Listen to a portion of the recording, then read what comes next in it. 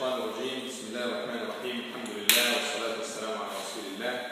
We start with the name of Allah, and may the best of peace and blessings be on our Prophet Muhammad sallallahu alayhi wa sallam.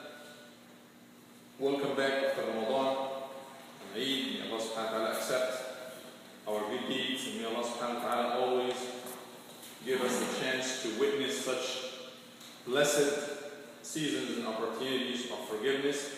This is the first session after Ramadan, and it's going to be, inshallah, about the mutual rights and responsibilities for both husband and wife. We talked a little bit about that last week in the open halaqah on Friday night, and I will, continue on that, inshallah.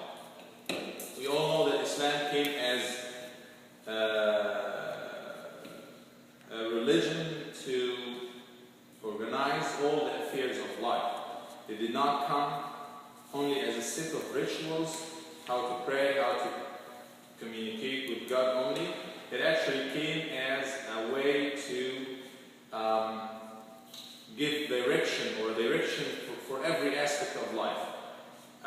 This is one of the aspects of life that's so important, the relationship between the husband and wife. Actually, if this kind of relationship is strong, is healthy, that will positively reflect on all the other aspects of life. If somebody is good with his wife, with his spouse in general, he or she will be having a good time. Otherwise, life will be like a hell. May Allah subhanahu wa ta'ala protect us all. So Islam provides a lot of rights and responsibilities because these are two human beings who will be living together. They are different. Different the way they are created, the way they think, the way, the skills, and, a male is different from a female. But both of them need, each other. That's why you might have slight differences between rights and responsibilities on both of them, but at the end of the day, the rule that combines all of that is the ayah, the short verse from the Quran, وَلَهُنَّ مِثْلُ الَّذِي عَلَيْهِنَّ بِالْمَعْرُوفِ. To them, talking about wives, are similar rights equal to the responsibilities on them. بِالْمَعْرُوف, in the kind way. Like for women, rights that are equal to the responsibilities on them, which means that they enjoy similar, rights that are equal to the same responsibilities and the same burdens or things they have to do. Imam al-Qurtubi says the verse تَعُمُّ جَمِيعَ ذَلِكَ includes all the rights of the marital rights for both men and women, because Allah is talking about both of them. They have equal responsibilities and equal rights. So let's talk in detail about the right. Now we're talking about the mutual rights. We have some rights for the husband only, will be a responsibility on the wife. There are very few. We have some rights for the wife only, and it's going to be a responsibility on the husband, and that's going to be also very few. The most common rights and responsibility at the same time, it will be a right on one side and a responsibility on the other. Is going to be the mutual rights. This is something that goes both ways. It's for that as a right and responsibility on the other one, and it's also the same thing applies. So the same thing applies for both of them. So we have exclusive rights for the husband, like he should be, the final word is his. She cannot go outside, leave or go somewhere else without getting his permission. That's something for the husband.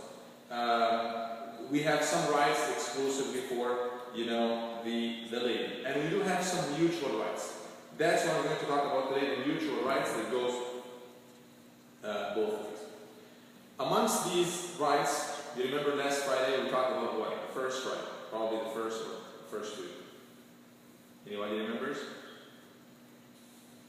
What marriage is about? What is it for? In the first place. It's for love, right? The right of love. Each one, should receive love from the other person and give as well. So we talk about affection. We're talking about, this kind of thing that Allah said it as a miracle, as a sign. Allah subhanahu wa ta'ala said, talking about marriage in the verse, amongst his signs, وَمِنْ آيَاتِهِ أَنْ خَلَقَ لَكُمْ, that he created for you from your own selves, أزواجا, mates, spouses, لِتَسْكُنُوا إِلَيْهَا, that you find repose, you find tranquility, peace with them.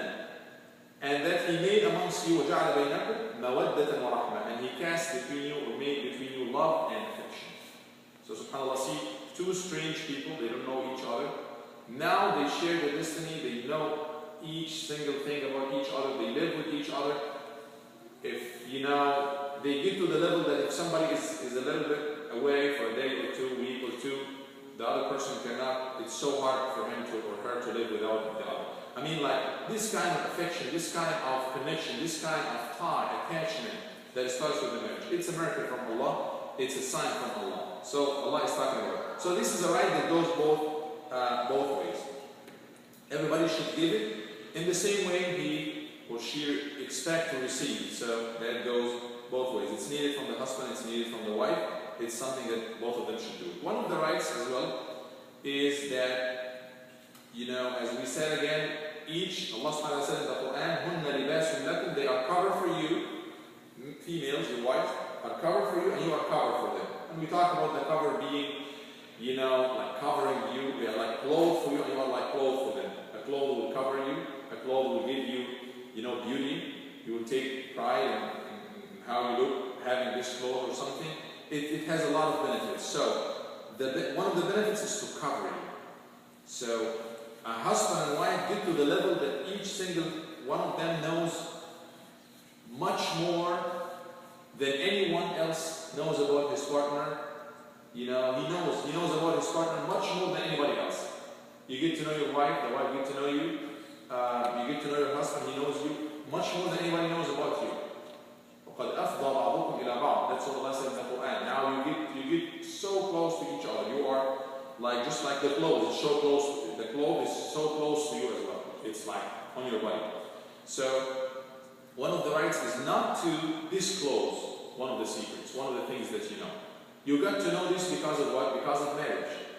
And marriage is like a trust. Like you got a word from her, she got a word from you that you're going to build this on trust according to the book of Allah. So it's based on trust. So you will be, dishonest if you disclose something that you got to know about just because of marriage. Now you are not honest if you disclose that, or if you talk about that, or if you uncover that. So every one of them that goes both ways. Every one of them should be a cover for the other person. And you will definitely get to know about bad sides of your spouse. Because we're humans, we're not angels. You will get to know about bad things in your spouse. So it's a test from Allah. You're going to talk about it, spread it or keep it. We have a hadith about this from Rasulullah sallallahu alaihi wasallam. That hadith was collected by Imam Ahmad. It's from Asma bint Zayd, the daughter of Yazid. May Allah please with her. That she was with Rasulullah. She was with the Messenger of Allah. This lady was with the Messenger of Allah sallallahu alaihi wasallam. Men and women were there. They were sitting, like listening to him or something. And he said, maybe one of you could talk about some of the secrets, some of the things that happened between him and his life. And maybe one of you, talking to the women, can talk about these private things, in your private sessions. You might talk about these private things that happen between you and your spouse. You talk to men and you talk to women. Especially about the bed relationship. He said you may be talking in your private sessions, like with your friends, about this private relationship with your spouse. And the people kind of got shocked or something. This lady said, "E wallahi ya Rasulullah." Yes, ya Rasulullah, they do. Every one of them they do. The women they do, and the men they do. Sometimes we do things, in a private level, and when we have different levels in our life, but that's being practiced. That's done even amongst these people. So this lady was strong enough, courageous enough to say yes, that is being done. The men, do it, and the women do it. قال فلا تفعل. He said, don't do that. The Prophet said, I'm telling you, do not do that. it is just like a shaitan, a devil, who had a relationship, intimate relationship with a devil, lady devil or female devil, on the road, and everybody is looking at them. Because that's what happens if somebody is talking to his friend about his relationship. Yes, it's normal, it's against the nature of any sound person. But some people might do it, so that's not Islamic, that's not right. Because when you talk about something, when you talk about it, it's as if you are doing it and, you are disclosing it, you are taking this image outside or talking about this image which should be private. It's also, as we mentioned, hadith said, min a'dal al-khiyana, one of the greatest forms of dishonesty or mistrust is that a man will yufdi al-mar, like he will be so close to the lady, talking about the husband and wife, and the lady will be so close to her husband, and then they go out and they speak about the secrets and the private things. So, the Nabi said this is one of the greatest mistrust or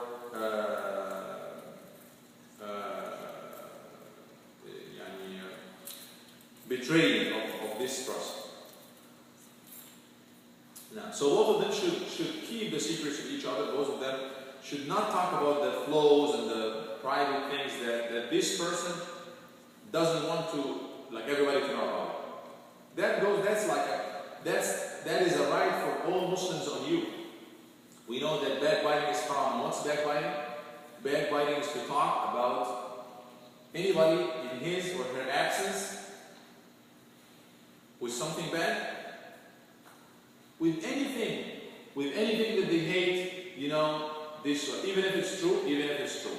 So if you mention anything in the absence of somebody, and these people, they hate what you said, if they happen to know about that, that's bad. Even if it's right, that's backbiting. That's for more regular people. How about husband and wife? That's going to be even more, worse. And Allah subhanahu wa ta'ala praised good wives. Amongst the characteristics and features of good wives, he said, فَالصَّالِحَاتِ, the righteous women, قَانِتَاتِ, they obey their husbands, حَافِظَاتٌ لِلْغَيْبِ, they keep the secrets, they keep the unseen, the hidden things, they keep them. بِمَا حَفِظَ اللَّهُ. Again, we're talking about normal, we're not talking about a woman, who got to a big problem or something, or a man who got a big problem, and they're trying to seek, solution for that, like counseling or something. We are not talking about this. When it comes to the level that you have to reach out to solve a problem, that's a different story. We are talking about, normal life and normal, day-to-day things. Things happen in life, and, you don't want this to be like something that you do on a daily basis or in private sessions or so. One of the righteous men, a righteous man, he was thinking to divorce his wife. One of his friends got to know about that. He said, what is wrong with her? He's asking, he's talking to his friend. He said, well, a wise person shouldn't talk, about his private things, shouldn't disclose this, because that's my wife, it's still my wife now. And if I talk to her about the problems in her, that's me, that's my wife, that's my honor. Then, when he divorced her already, he said, now you tell me. He said, why do I tell you about a lady that's a strange lady now? Why do I talk about her?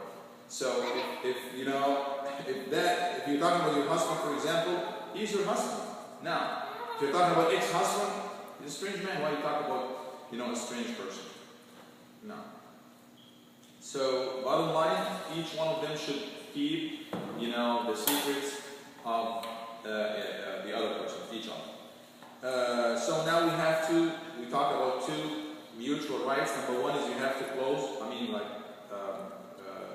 do not uncover the secrets and go out and talk about the other person. You have to keep the private issues and the things that, that should stay at home, you should keep them at home.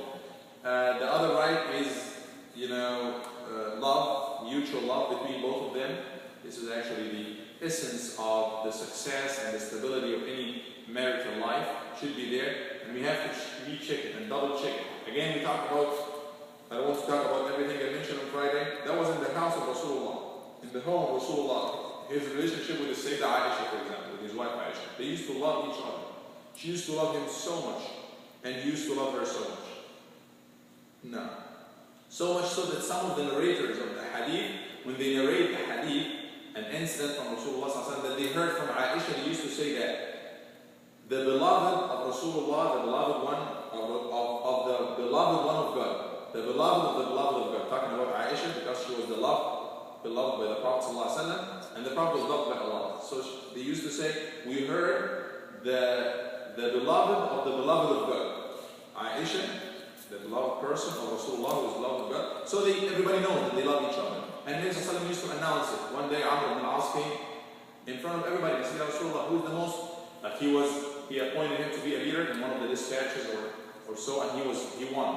And he was coming back. So he wanted to get this kind of appreciation from Rasulullah Sallallahu Alaihi Wasallam, even though he was still like accepted Islam recently, and he didn't have like much of history, like all the people who accepted Islam. Actually, he was an enemy of Islam for so long, and he fought against Rasulullah, but he was a good leader. And he accepted Islam just like a few months before, and because the Nabi appreciated everybody and put everybody, the right person in the right place, he appointed him also as a leader, to honor this kind of skill in him. So he won this battle, and he was coming to, try to take this appreciation from Rasulullah. He said, Ya Rasulullah, O Messenger of Allah, who is the most beloved person to you?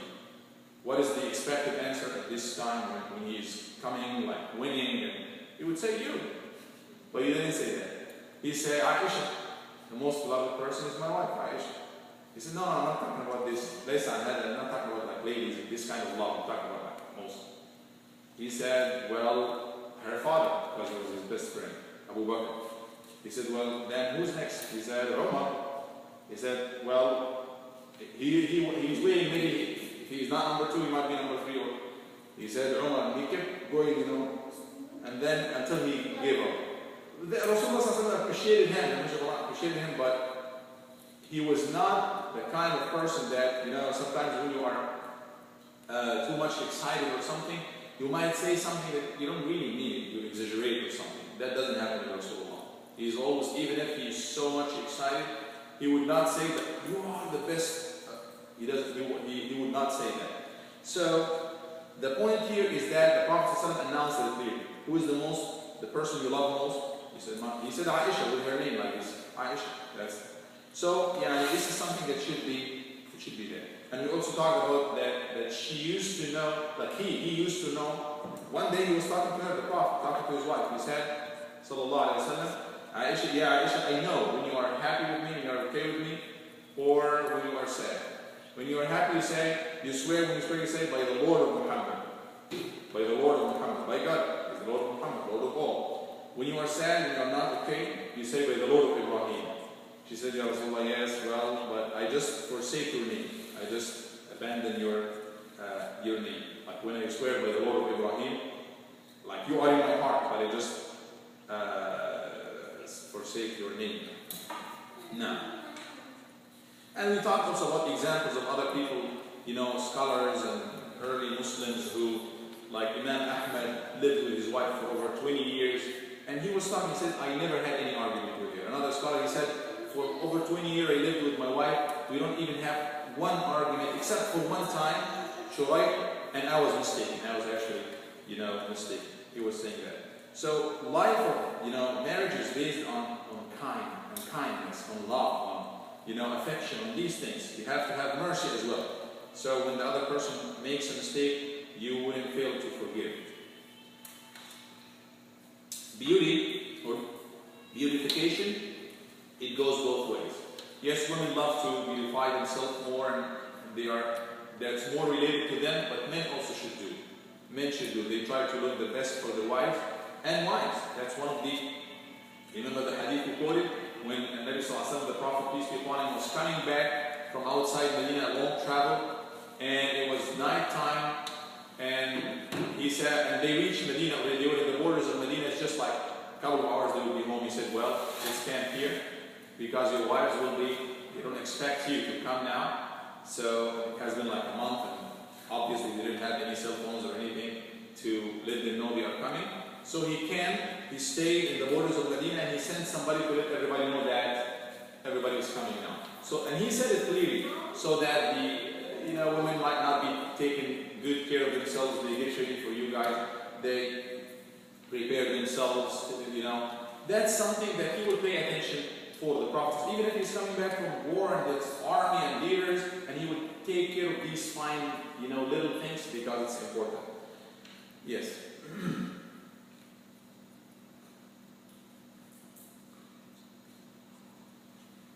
She also said that Aisha talking about the Prophet. She said every time إذا دخل بيته بدأ بالسواك. Every time he comes home, when he is outside and coming, the first thing he would do, the Prophet is to brush his teeth. He had this kind of swag, the natural form of the toothbrush, the little thing, the stick, and he used to, first thing he would do, he would, she said always, when he comes home, the first thing he would do, he would brush his teeth. How many times you're speaking to somebody and you trying to keep a distance because of how they smell when they talk. So, that bothers, so that's how the Nabi Sallallahu Alaihi Wasallam used to do. He orders Muslims and he recommended Muslims to also use this toothbrush every time they make wudu, every time they make salah, before wudu, or during wudu. They prepare themselves for salah. Every kind of zina or beauty or ornament is, take care of your body. You dress, in a nice way, you smell good, anything that will come to this effect, and Nabi Sallallahu Alaihi Wasallam would advise and recommend it. Like one day he saw a lady, Khawla, and she looks like that, not taking care of herself at all. And he talked to his wife, he said, you see how Khawla looks like? She's not taking care of herself at all. She said, then she talked to her, or Aisha, she knew that situation. She said her husband, Uthman, he is kind of like fasting every day and praying every night. Like he's not interested in these kind of things. That's why he doesn't take care of that. He called him, sallallahu alaihi wasallam, and he said, well, do you follow a way other than my way? He said, I'm just doing this, Ya Rasulullah, to follow your way, your sunnah. He said, that's not my sunnah. My sunnah is that I fast and I break my fasting, I pray and I sleep, and I marry women as well. Like, I'm interested also in that. You should be interested in that. It's not like you pay attention to God that you ignore everybody else. That's not Islam. So that's the message that the Prophet ﷺ was telling him, that what kind of, impression that you give your wife when you are completely turning away from her, even if you are directing your attention to ibadah, to worship of God. That's not right. That's why she was not interested in taking care of herself, because he doesn't care. And obviously a Muslim woman would not take like this kind of ornament or extreme or special care of herself for anybody other than her husband. That's why the Nabi Sallallahu Alaihi Wasallam advised him that your wife has a right on you that you have to honor by giving her part of your attention. Now,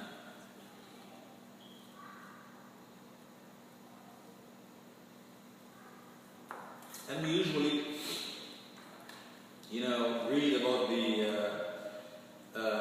advices of righteous ladies, like for their daughters when they get married. They used to give them these kind of advices like take care of yourself because the husband expects to see you in a good way, smelling good, and they will give them all of these kind of good things. Now, the next mutual right is jealousy, if you want. Jealousy, when we talk about jealousy, it can go either way. Actually, we have 3 types of jealousy. One type is, somebody who is not jealous at all. Like, they are okay. Like, say, for example, a husband, and he is okay with his wife doing anything. This kind of people that we watch in movies and certain styles of life, he is fine with his wife dancing with somebody else, and he would even smile at them, and he will watch them. He doesn't care, he doesn't have this kind of jealousy for his wife. That's obviously haram. The Prophet ﷺ called this person the youth, or somebody who doesn't have jealousy for his wife. He said, these kind of people will not even make it to Jannah. 3 kind of people will not make it to paradise or to heaven.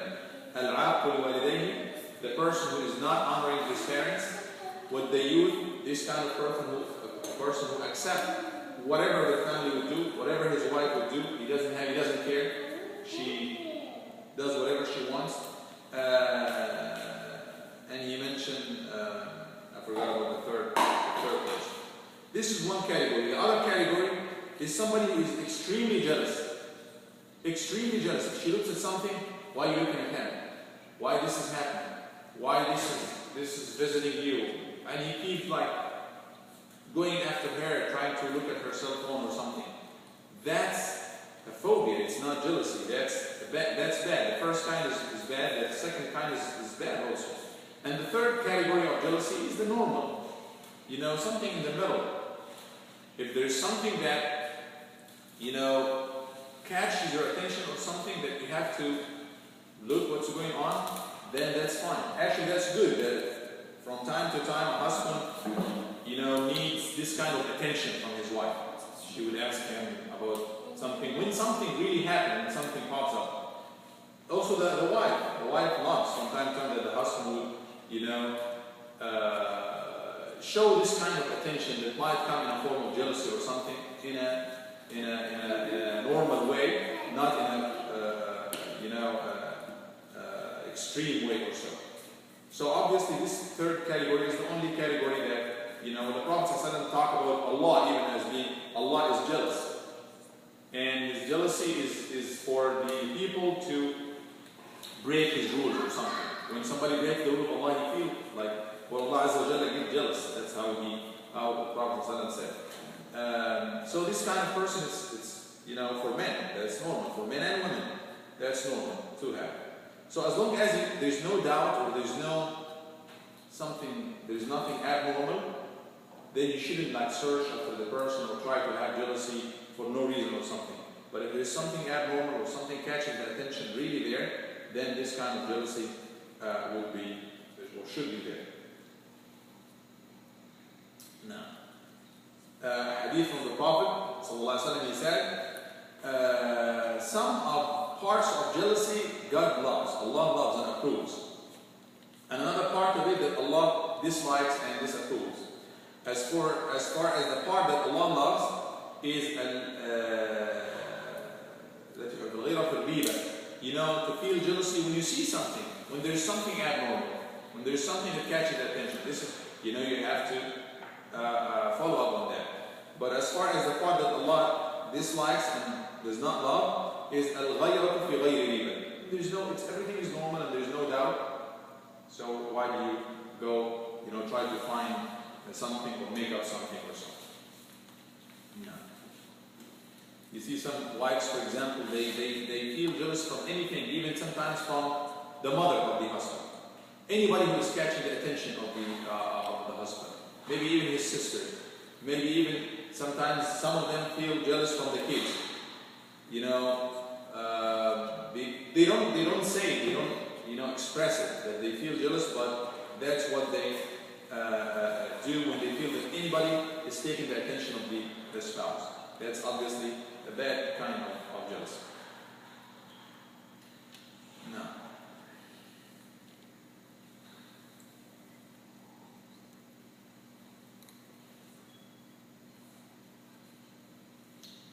Coming to the, like, enjoying each other, or, you know, having the relationship or anything, any kind of enjoyment that goes between both of them. That's the right of the husband and the wife, and the right of the wife on the husband. And we see Islam is talking about this. It's in the Quran and in the Sunnah of the Prophet. He's talking about limits, rules for even, you know, enjoying each other, husband and wife. And Allah subhanahu wa ta'ala, generally speaking, about the believers, He said, amongst what He said they are those who keep their private parts or their chastity in general, except for their wife, or for their spouses in general. So you have to have this enjoyment within the boundaries of marriage. That's number one thing. You shouldn't have this kind of relation outside marriage. So marriage is there. One of the things that marriage is there for is to provide, you know, this intimate, you know, relationship or enjoyment in general between both the spouses. As long as the only two limits there that our religion is talking about is the relationship during the menses, as you all know, and like we have a time period, and we have a place. The time period is the menses, during the menses, or the after birth bleeding. There should be no relationship in terms of intercourse, nothing else. I mean, like even during the menses, they still can have, any body enjoyment or something, not the intercourse. The only thing that's haram is the intercourse during menses, and during the afterbirth bleeding. That's as far as the time. As far as the place is, using the anus for that, or the anal, what do you call it, anal intercourse or something. That's haram. That's illegal. Even though, many people, ask about this and stuff, but Allah subhanahu wa ta'ala and the Prophet talking about this. Anything other than this is obviously halal and legal and actually good. The husband sees a lot of things outside the house. So the wife should, try to show him something, a sample of these things. Same thing. The wife as well, she sees and she has the right of, enjoyment. The husband should, do the same with her. Many people or many, scholars do not talk about this, but this is part of our religion that everybody should be aware of. This is a right of the husband on the wife and the right of the wife on the husband. Some, people, might have periods or times that, or even in general, the level of their enjoyment could be different. So you should keep into consideration this kind of difference. Like ladies, and I know what I'm talking about, ladies, when they are pregnant, for example, when they are even a lot, I came across some cases that, and I think I read or heard about it, talking about medically speaking, some ladies, after having babies, very much, they have so, how do you call it? They have so much less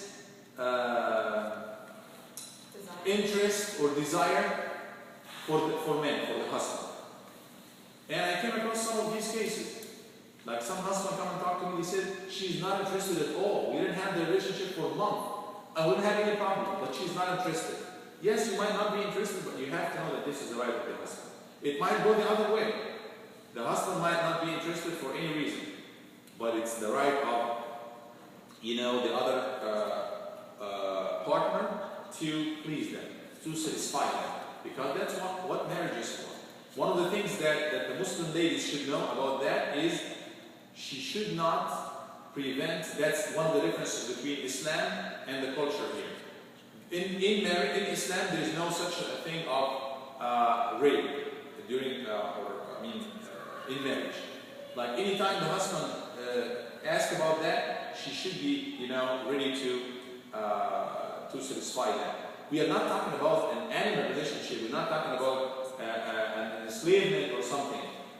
Obviously, Islam is talking about if she is sick or if she is, not capable of doing that for any reason, he should be considerate of that. But generally speaking, Islam, because we have some physical differences and some physical needs, usually it's more, or it has certain level on the male side that he could be easily aroused or something and stuff like that, so he should be able to get this kind of, unlike ladies, they might, the way they get aroused or something is much different than, it works with the males. So part of what we have in Islam is she shouldn't prevent herself from him at any point, as long as she doesn't have a valid excuse like medical reasons or she's sick or anything like that. So the hadith is the Prophet said, إذا دعا رجل امرأته إلى فراشه فأبت أن تجيء فبات غضبان عليها لعنة الملائكة. This lady, if she is called by her husband, like to come to bed or something, and she refused, obviously for no reason, she would be cursed by angels until the next day. Because what will the husband do then?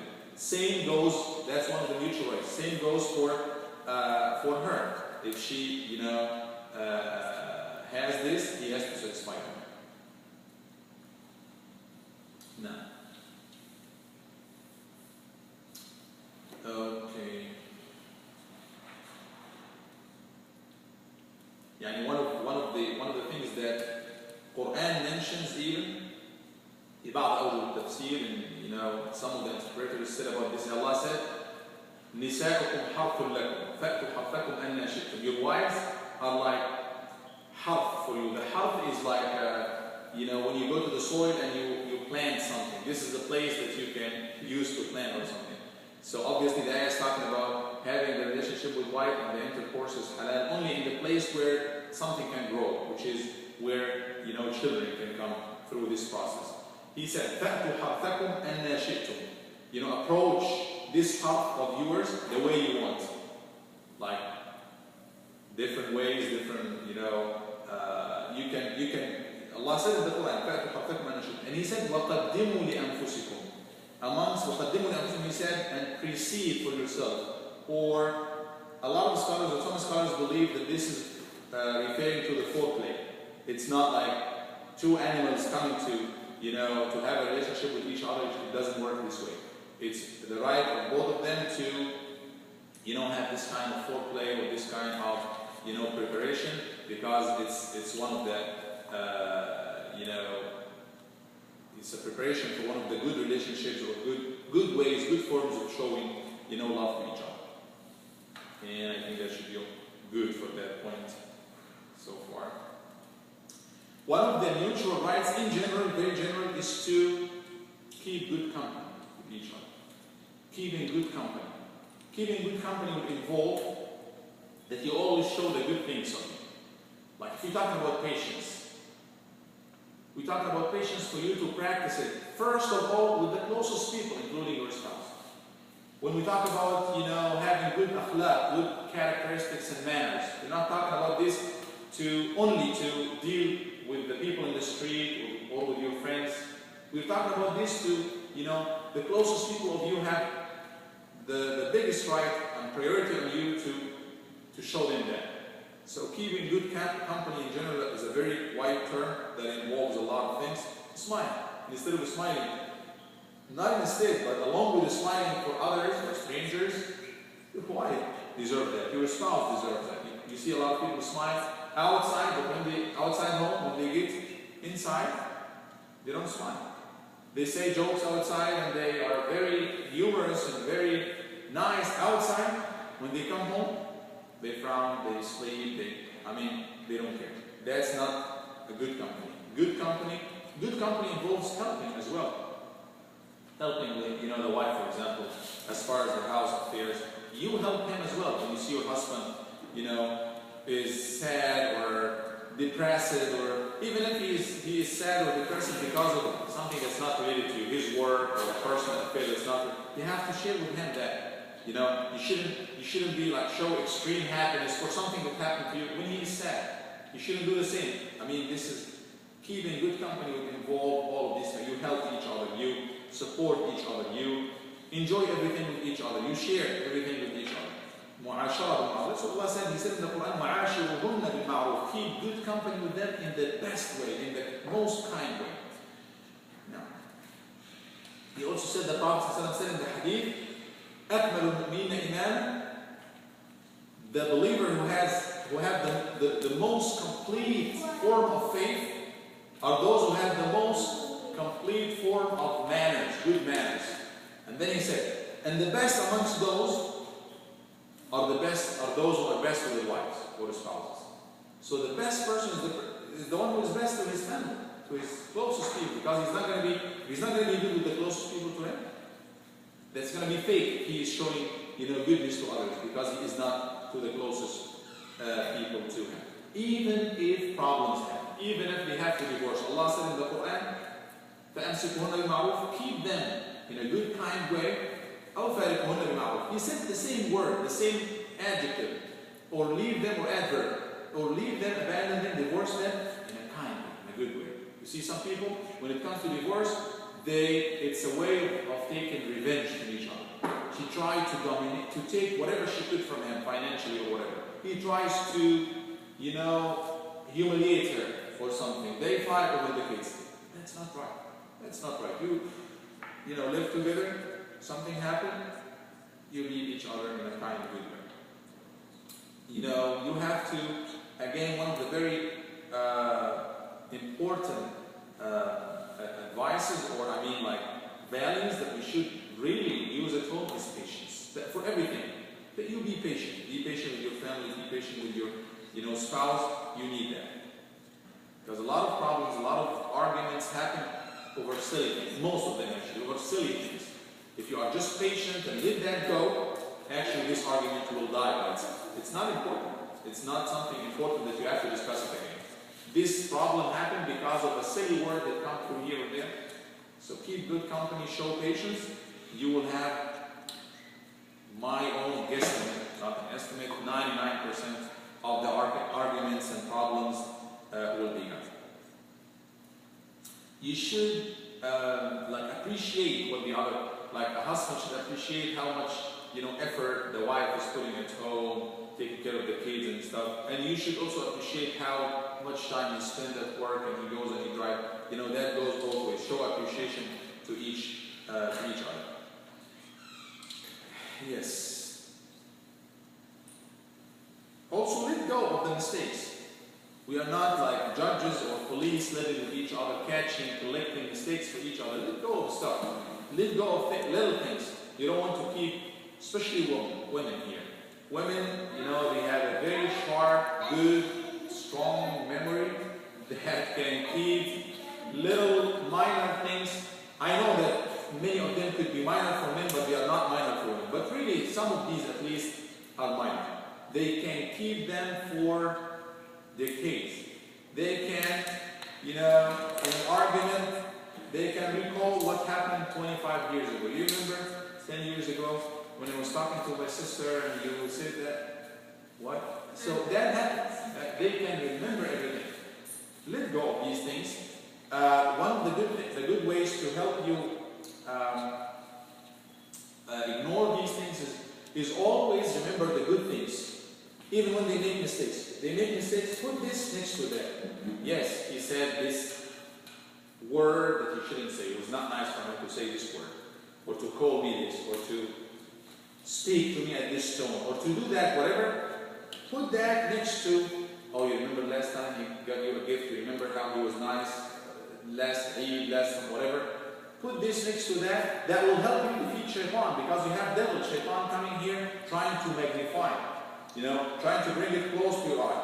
If you bring, you know, this cup, see how little, but if I bring it so close to my eye, I can't see anything behind it. It completely, you know, cover my eye if it's so close. So Shaitan tries to bring to you, you know, things so clear, so big, so you will magnify them in your eyes. And you'll be thinking about it for a couple of hours, maybe for the rest of the night or something, and you will definitely make a big problem out of it. Yes. And the Prophet ﷺ said, لا يفرق مؤمن مؤمنا. Let not a believing man like hate, come to the level of hatred of a believing man. We talk about husband and wife. Like he's reminding them with the faith. Both of you have faith in Allah. That's, you know, that should overcome anything else. That should prevail over anything else. Let not a believing man hate a believing woman, because if he hates one side, one part of her, one maybe a manner, he would definitely find so many other manners that he would not. So, you remember, you lived together. It was good. I usually ask this question if I have counseling or something. They keep talking about each other. He did that, she did that. I listen to them and I give them time and stuff. But then I give them time. Wallahi, I don't remember even one single time that something other than what I'm telling you happened. After we talk about all of that for hours, I summarize it for them. It usually comes down to 1 or 2 points. That he is not giving right attention to her. She is speaking for an hour about that. He is speaking for 2 hours about her, whatever. It comes down to 1 point, maybe 2 points, maximum. When I ask them and I tell them, and I check with them, is that what you're saying? 1, 2. She said yes. Is there anything else? Yeah. No. All of them come down to that. Can you please talk to me in 2 minutes about good things in him? Usually the list goes for, and I tell them, tell me everything you can remember, good things, different things. They will give you like a list of at least 10, 15 things. Yes. Now forget all that. He is good. He takes care of the house. He works very hard and I like this and him. He takes care of his family. So I just put the list in front of them. You are talking about 1 or 2 points. We will deal with them. We will solve them. But it will help you to solve that if you put that next to that. If you yourself admit that he has 10 positive things that you talked about just over your head without thinking in 2-3 minutes, and he has 1 or 2 bad things, wouldn't that be sufficient to overcome that? Just before we start, we will deal with it, we will not bury it, we will solve it, but that's to show you how, this should be drowned in the middle of all of these good things. So that's what the hadith of the Prophet is saying. If you hate something, obviously you like. That's why you got married to her or him. Why did you get married to him in the first place? Because you saw something good in him better than so many other people. That's why you got married to him, not to any other person. And Allah said in the Quran, وَلَا تَنْسَوُا الْفَضْلَ بَيْنَكُمْ. Do not forget the al-fadl, or the good things between you. Do not forget them. Like, obviously, as I said, when we get, in an argument or something, you will forget a lot of the good things that Allah said, don't forget that. Do not forget. Yes. Do you have any questions or anything? Actually, we can talk about a lot of other, mutual rights, but let's, take a little time for suggestions or, questions, or if you have anything to add or anything to ask about.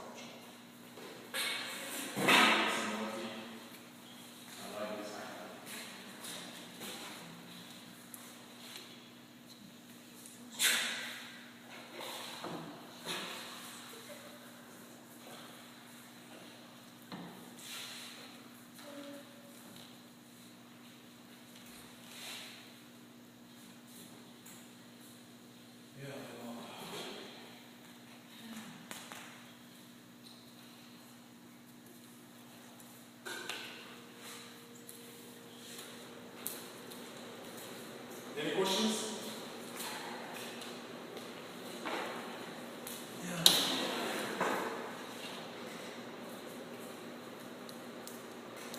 Okay, let me ask you if you don't have any questions.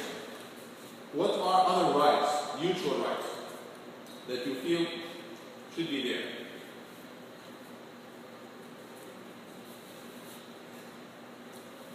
In other words, what do you expect? What do you want from your husband?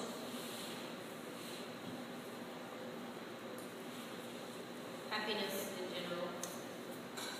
Happiness, like you want him to be happy, or you make both. You want him to make both. you happy? You want him to be happy, and you want him to make you happy.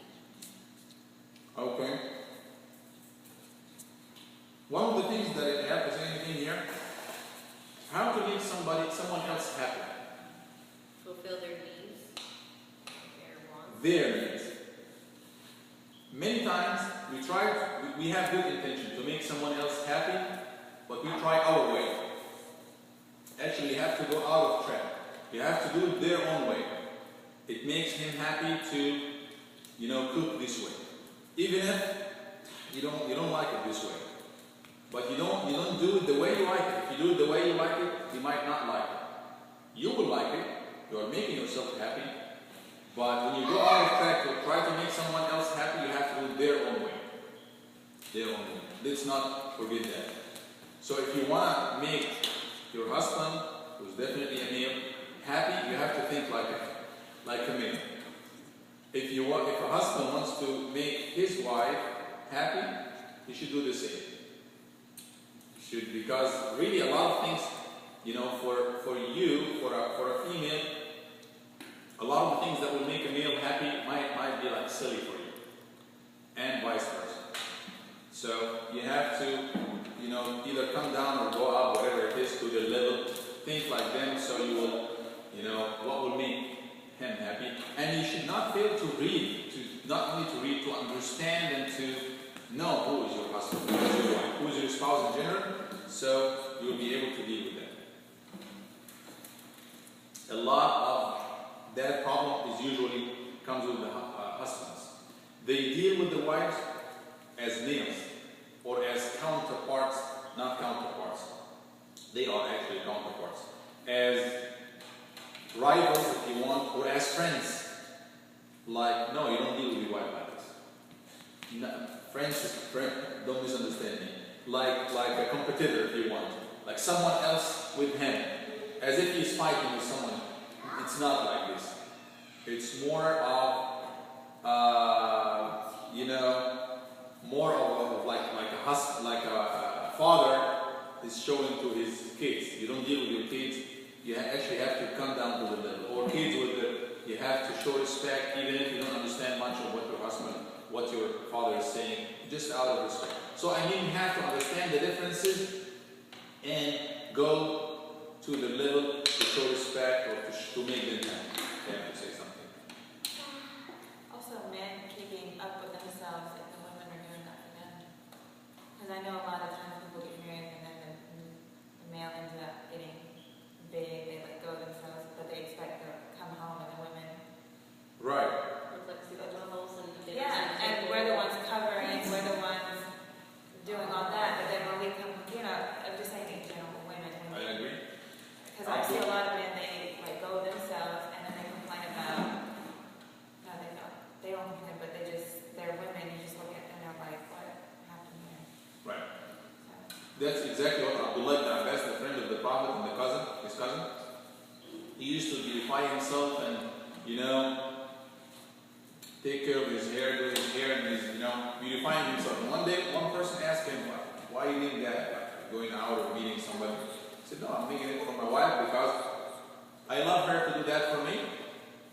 I love her to do that for me. And Allah said they should have rights similar to the responsibilities of them. So if I love her to do that for me, and she should have a similar way of dealing with her, similar to how she's dealing with me, then I have to do that for her. That's how he understands. So he was taking care of himself. The Prophet himself, he was taking care of himself. Even like showing love, playing with his wives. One day he had a race with his wife. Again, he was in an army, a march for an army, and she was with him. And he asked the entire army to go somewhere, forward, proceed forward. And he had the entire valley for himself. And we all know that he had the race with his wife, Sayyidah Aisha, having some fun in the desert, even if it's in the middle of, hard time or something. And he did it not only one time. Actually, the first time she won. She won the race. Years later, almost the same situation. It was Sayyidah Aisha again, and he had the same thing.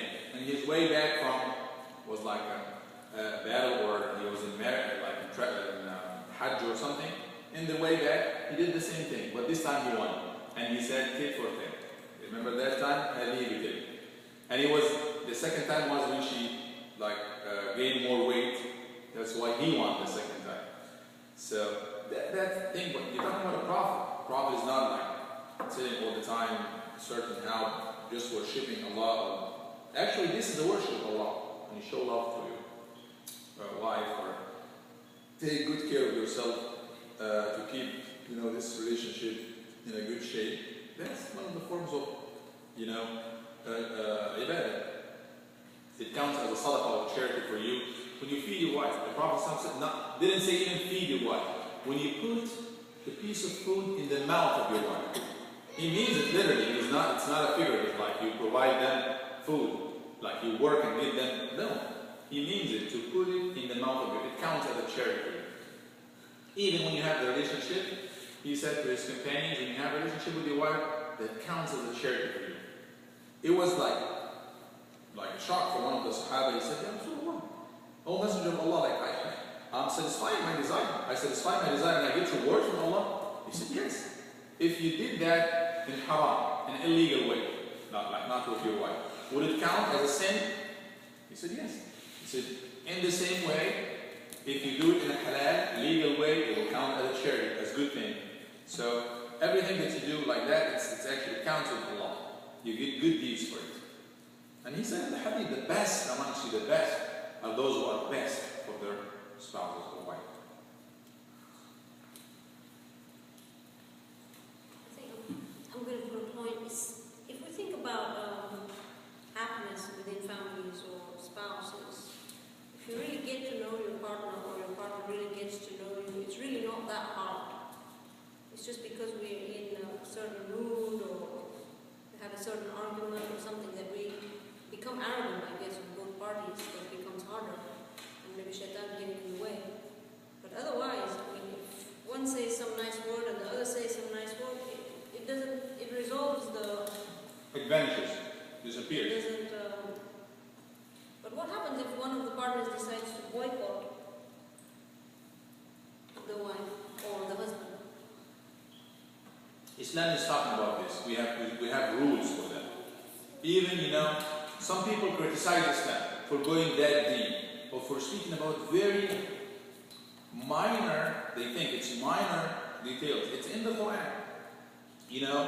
Allah said in the ayah that a lot of people make a big argument about it. وَاللَّاتِ تَخَافُونَ نُشُوزَهُنَّ, talking to the husband. In case you are afraid disobedience from your wife, like you see, she's not normal for the last, whatever. She's not willing. It happens sometimes that you see, you might see your spouse not behaving as he or she should behave. Well, if you are afraid, and you have to be sensitive to that. You have to know and understand your husband. You shouldn't feel something when it's too late. No, you should feel any change in the way that they are not dedicated anymore to the house or something. You feel it, you smell it, it's there. So Allah is saying, if this is there, فَعِلُوهُنَّ, give them advice, admonish them, talk to them. So you might see a wife, for example, not taking care of the house anymore, not taking care of the kids, not doing what she's supposed to do. It happens, maybe especially in the whatever, some age periods, whatever, the middle age problem or something, or people change all the time. She might change, and I have seen this also. I've seen ladies sometimes they get to the point that they are ignoring the house.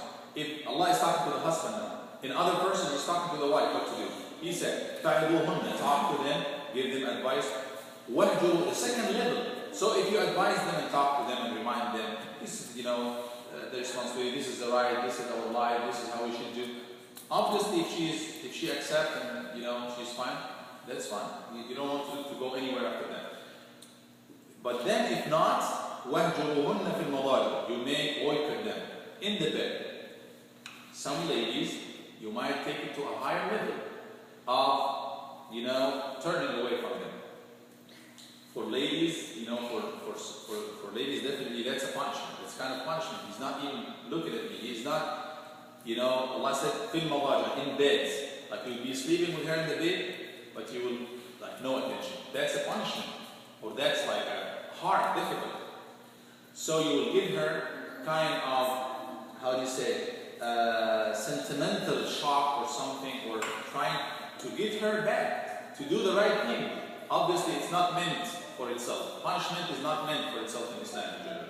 It's meant for to keep, for a higher purpose, to keep the house, to maintain the house and so on.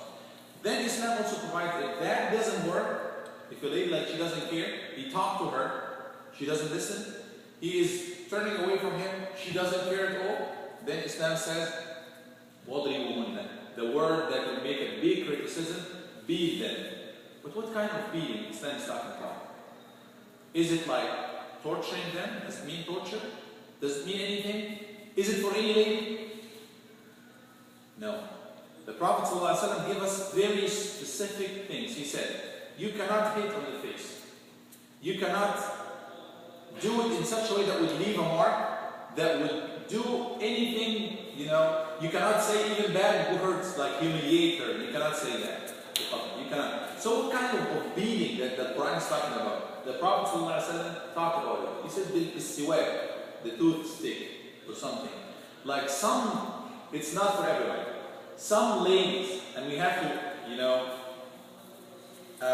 understand that some ladies, this, lady doesn't understand, this is the language she understands. If she does not listen to that advice, if that kind of sentiments and stuff doesn't work with her, maybe that will be resorted to as a final resort if you think it will solve the problem, and if it's done in this way. We are not talking about beating to death, beating even to make bruises and stuff, and only you can use that if you think it will work. And that's not going to be like the best scenario or something. Allah is not saying that every Muslim should do that or something. In the other hand, He gives some advices for, and what is the purpose of that? Is to keep the house. Should it be like number one thing, divorce, that we think of when any disagreement happen? Well, if that is the case, you would actually destroy majority of the houses. There will be no house that will stand in the face of that. But and I met here in the United States certain cases that wives request divorce. And we kept trying and trying. After she got divorced, she regretted a lot. She said it was a mistake and this and that.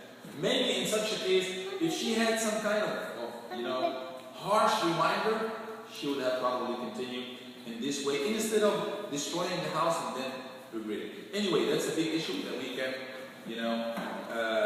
talk about it in detail in a later time. But I like this point that, understanding. You should understand. You should understand the other person. You should be able to read the emotion of the other person, how they think, so you'll be able to deal with him or her. So if it's the opposite, can we beat the man? If you got to this level, it's going to be a war. And many ladies do it, by the way. Yes. But if it's like a man is like a captain on the ship, okay? And maybe for some of the crew, this is just figurative, for some of the crew, to keep the ship sailing, a captain might resort to maybe put them in a room or something, imprison them for a couple of days or something. Is that better for the entire thing? If you think that's going to solve the problem. The scholar said, if you think that's going to be the solution. But if it's not going to solve the problem, because also we still have the kind of ladies that doesn't work with them, then you don't use it. Also for boycotting, if the boycott is not going to solve the problem, you cannot use it. Because we do not use it, we use it only, we use a solution, like a tool or a means only when we think it will work. Let's look at the reality, because Islam is very realistic religion. Reality is people beat, shoot, they do everything and they don't have rules. They do not have rules. And it's there. So that's not Islamic. That's against Islam. All of these things is done. But so you're talking about just like poking or something like some physical reminder for that person. Obviously, again, I'm explaining Islam. Here, I'm not talking about that should be done here or something, because many of these things might be against the law, and you might be in trouble if you use any of these things. Again, we're talking about using the toothbrush, which is something like this. What's something like this is going to happen, other than like poking or, trying to give some kind of physical reminder if you want for that.